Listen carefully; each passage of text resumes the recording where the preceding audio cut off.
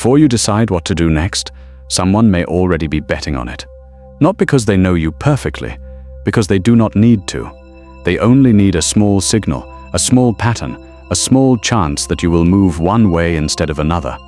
You open your phone, you search for shoes, you pause on a video, you check a map, you read a headline. To you, these are tiny moments. To the system, they are signals.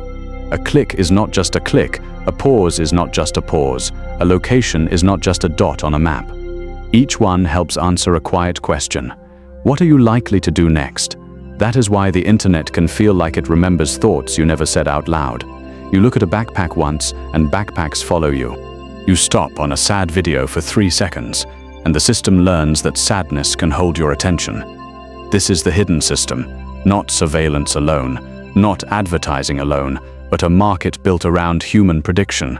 Once your behavior can be measured, your future behavior can be priced, and once it can be priced, someone can bet on it. For years, the internet was explained with a simple story. Services were free because companies showed ads. You got search, maps, email, social media, music, videos, and entertainment. They got attention. It sounded like a fair trade, but attention was only the surface. The deeper trade was behavior. Every search became a clue. Every swipe became a clue. Every pause became a clue. Every location ping became a clue. The platform was not only serving you, it was learning from you. A normal store sees what you buy. A digital platform can see what you almost bought, what you looked at, what you ignored, what made you hesitate, what made you come back. That difference changed the economics of modern life. Think about a store that could watch your hand hover over every product. It sees what you pick up, what you put down, what you almost buy, and what makes you leave. Now imagine that store following you everywhere. That is closer to the modern internet. The internet did not simply become a place where companies sell things. It became a place where companies study the moments before you act, the hesitation before a purchase, the pause before a belief, the scroll before a click, the moment before your next move. The strange part is not only that the ad appeared, the strange part is how many signals may have moved before it appeared. A website loads, an app opens, a video starts, and behind the screen, other systems begin to speak. Some of this tracking is ordinary and useful. A cookie can help a site remember your cart. A map needs location. A music app remembers what you played.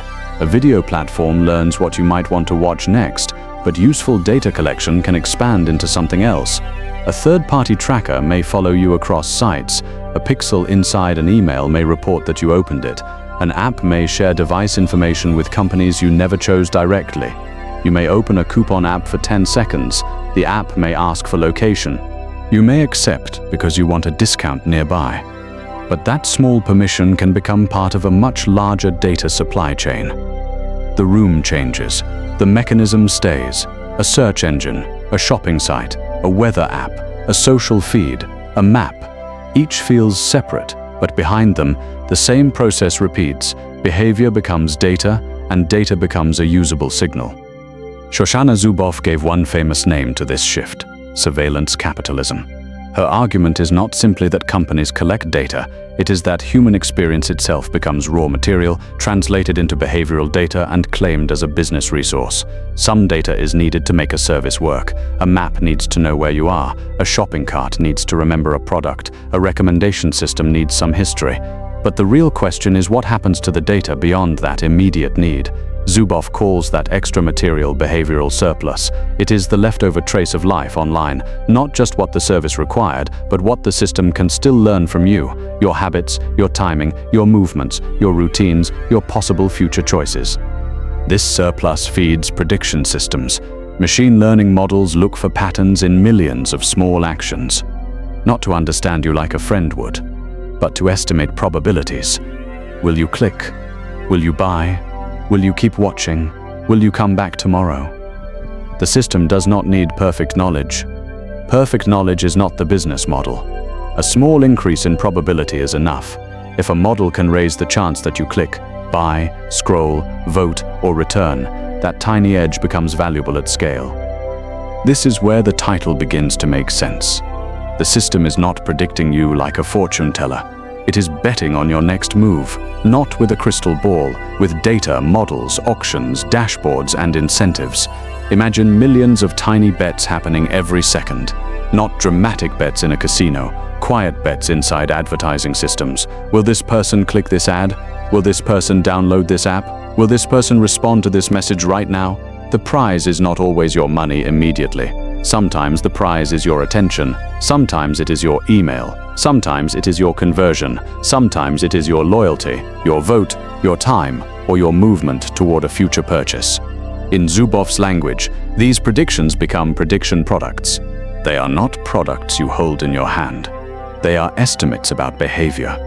What people might do now, soon, or later, those estimates can be sold, optimized, and acted upon. This is not magic. It is infrastructure.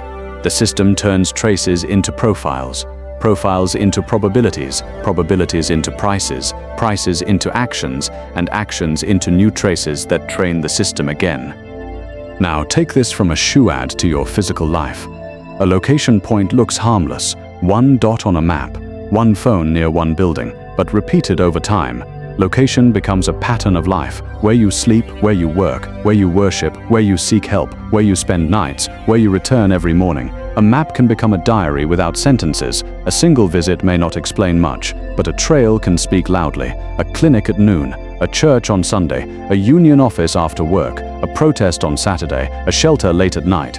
The signal becomes sensitive because life is sensitive. In the Kochava case, the FTC alleged that location data from hundreds of millions of mobile devices could be used to trace people to sensitive places, clinics, places of worship, shelters, addiction recovery centers. The issue was not only ads, it was exposure. The hidden risk is not that one person is watching every movement. It is that the traces can be packaged for unknown future uses. A signal collected for one app feature can travel into markets the user never imagined. One of the clearest places to see the betting system is real-time bidding. You open a website or an app before you even notice the ad space. A fast auction may begin in the background. Your screen becomes a tiny marketplace. You do not see a room. You do not hear an auctioneer. You do not click a button. But in the background, signals about this device, this page, this moment, and this possible person may move through an advertising chain. A publisher wants to sell an ad impression. An exchange sends a bid request. Advertisers or their tools may receive signals like device ID, IP address, approximate location, page context, and profile information. Then they decide whether this moment is worth bidding on. The auction can happen in around a tenth of a second, about 100 milliseconds. The ad appears as if it's simply loaded with the page. But behind that ordinary rectangle, companies may have evaluated the value of your attention before you even noticed. The Mobilewalla case made this plumbing visible. The FTC alleged that the company collected location data from real-time bidding bid streams, including data from failed bids, and used it to build profiles tied to sensitive places. To you, it was one ad. To them, a data stream.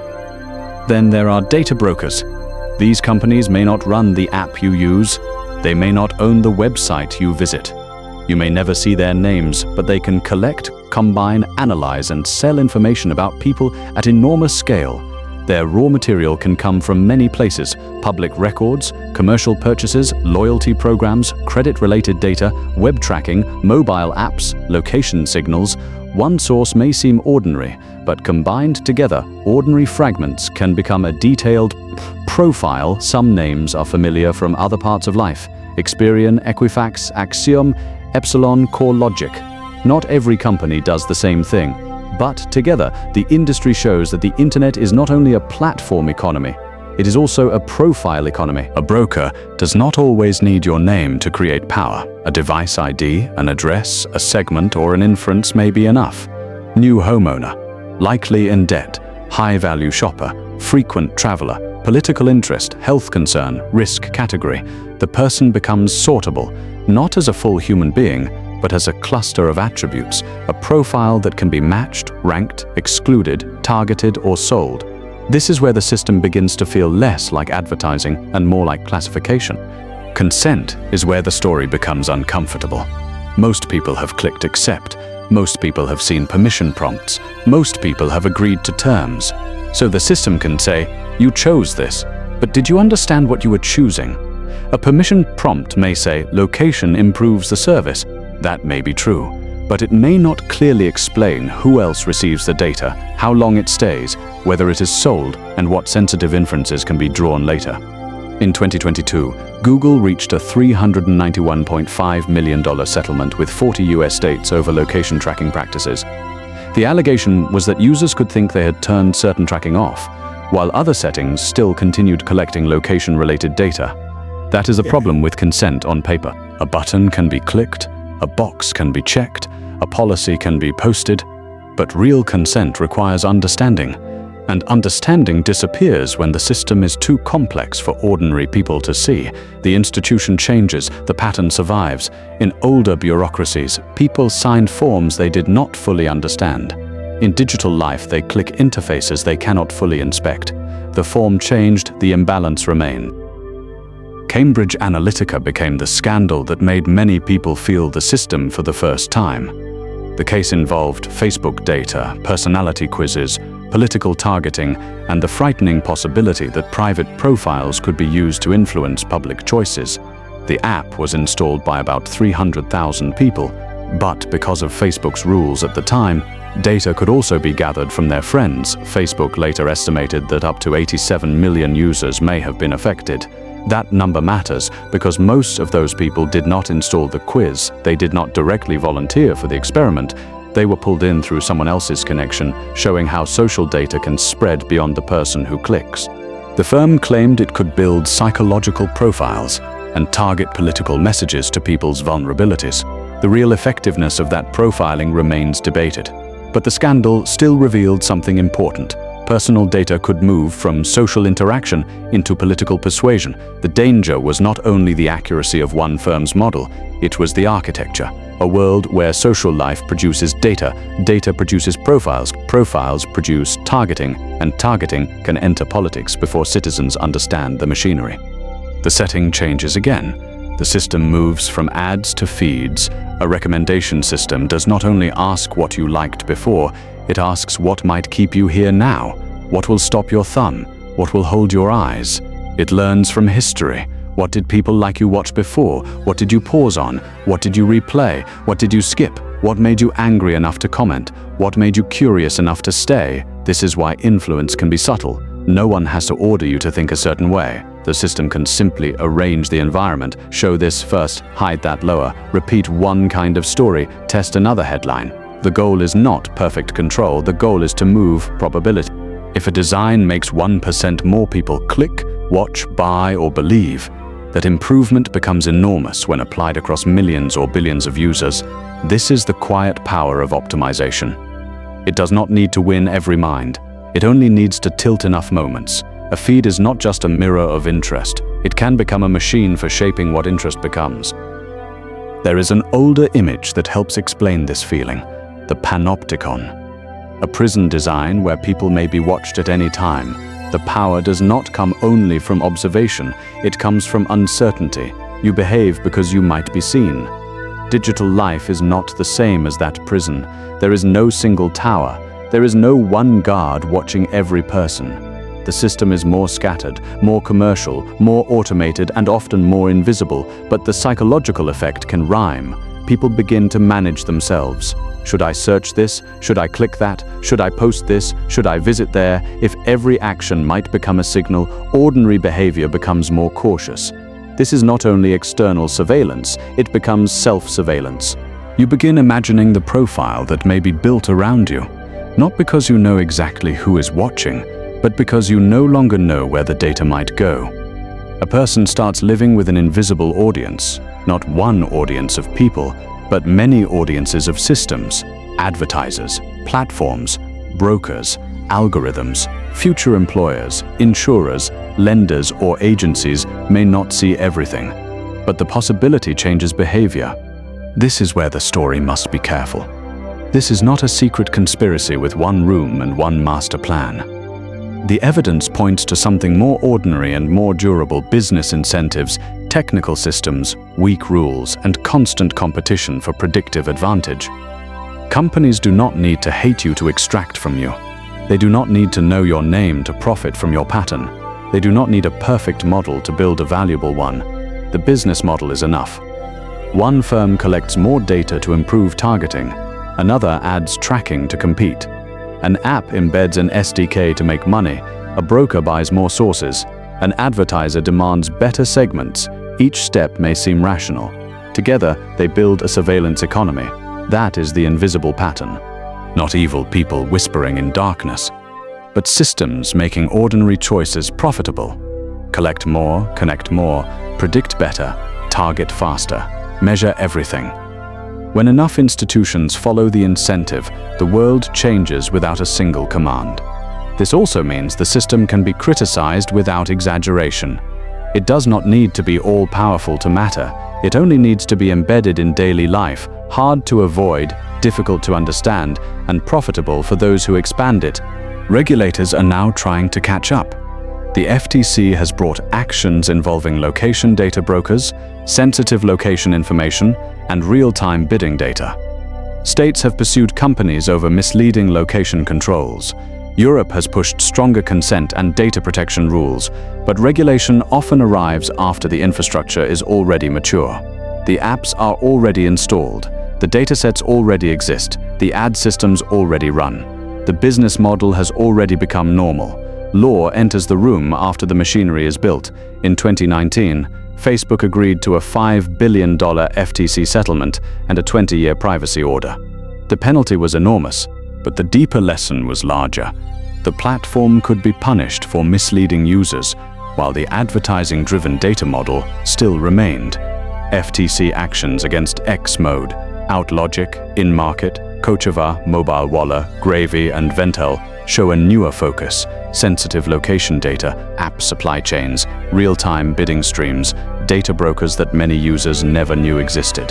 This is why the issue cannot be solved only with longer privacy policies.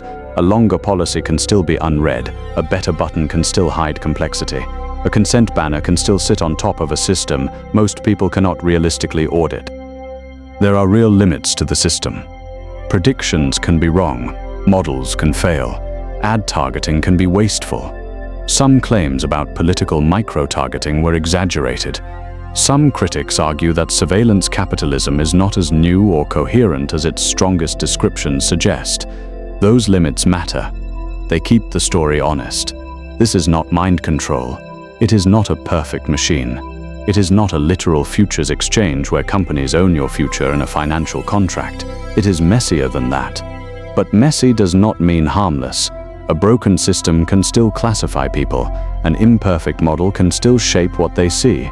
A noisy prediction can still decide which ad, message, offer, warning, or opportunity appears first. Power does not always require perfection. A gate can be unfair even if it sometimes opens. A profile can be wrong and still travel. A prediction can be uncertain and still influence a price, a message, or a decision. So the real question is not whether the system knows everything. It does not. The question is whether we want a society where more and more institutions profit from guessing, nudging, ranking, and influencing people before they act. There is another reason the system persists. Some data use is genuinely useful. Maps need location, fraud systems need signals, recommendation systems can help people find things. Ads can support free services. The problem is not that all data use is bad. The problem is extraction without clear boundaries. When useful data collection expands into hidden profiling, when convenience becomes dependency, when a service request becomes a behavioral record, when a permission prompt becomes a supply chain, when the user cannot see where the trace goes. This is why the simple privacy question is too small. Did I agree is not enough. We also have to ask, was agreement meaningful? Was collection necessary? Who else received the data? How long did it live? What could it become later? The most important transformation is not technological, it is institutional. Human behavior becomes something organizations expect to capture. Prediction becomes something markets expect to buy. Influence becomes something platforms expect to optimize. And refusal becomes harder because the system surrounds ordinary life. This is the hidden system behind the screen. A person acts, the action is captured, the capture is analyzed, the analysis becomes prediction, the prediction becomes a product, and the product returns as an environment designed to shape Think again about the first scene. You searched for shoes, you paused on a video, you checked a map, you read a headline. None of these actions alone seemed important, but the system did not need one dramatic confession. It needed repetition, tiny traces, small timings, a pattern of attention, a rhythm of movement, a map of interest, a profile of probability. The modern internet is not built only from what people say, it is built from what they reveal by doing. That is why the phrase free service can be misleading. The service may not charge money at the door, but somewhere the behavior creates value. The click becomes a signal. The signal becomes a prediction. The prediction becomes a sale. You thought the product was the app, but often the product was the prediction. You thought the screen was showing you the world, but the screen was also measuring how you moved through it. And once prediction becomes profitable, the system has a reason to make life more measurable. More clicks, more prompts, more notifications, more rankings, more tests, more moments where behavior can be captured before it disappears. The invisible pattern is not that the internet watches you. That is only the surface. The deeper pattern is that watching became a business model, prediction became a product, and influence became something that could be optimized at scale. The system does not need to know who you truly are. It only needs a version of you that is useful enough to sell. A profile, a segment, a probability, a likely next move, a future behavior priced before it happens. And that version of you can follow you across ordinary life. The shopping site, the video app, the map, the email, the social feed, the news page, the coupon app, the phone in your pocket. You may not feel watched in any dramatic way. There may be no warning sound, no red light, no visible observer, only small adjustments, a suggested product, a ranked post, a recommended video, a different price, message, or offer. That is what makes the system so hard to see. It does not always block you, it guides you. It does not always command you, it nudges you. It does not always know your future. It keeps trying to make your future easier to predict. This changes the meaning of ordinary choice. When you click, the system learns. When you pause, the system learns. When you ignore something, the system learns. Even silence can become a signal if the system is designed to measure absence. A person begins to feel this without always having words for it. The ad that follows too closely, the recommendation that feels too accurate, the setting that was turned off but not fully, the permission that seemed simple but opened a hidden supply chain, so people adapt. They search differently, they hesitate before clicking, they avoid certain topics. They wonder whether a visit, a message, a purchase, or a pause will become part of a profile somewhere else. This is not freedom disappearing all at once. It is something quieter. A small pressure around behavior, a feeling that every action may have a second life. Not only as memory, but as data that can be used without you present. The system does not need to trap every person. It only needs to make prediction normal. It teaches institutions to expect behavior to be captured, stored, analyzed, priced, and returned as influence. That is how a market becomes an environment. The question is not whether technology should remember anything. Some memory is useful, some recommendations help, some fraud detection protects people, some data makes services work. The problem begins when useful memory becomes endless extraction. Because once human behavior becomes raw material, the pressure is always to collect more clicks, more locations, more reactions, more relationships, more predictions, more moments before the person even understands what the system has learned. This is why privacy is not just a personal setting, it is a question of power. Who sees the pattern? Who owns the profile? Who buys the prediction? Who gets to act on it? And who is left trying to understand the result? A person is not a trail of clicks, a life is not a profile, and a future should not be sold before it has been lived. But that is the direction the system keeps pushing toward, unless its incentives are made visible. Once you see the pattern, the question changes, not simply who is watching me, but who profits from predicting me, who gets to bet on my next move, and what kind of freedom remains when the future is priced before you choose it.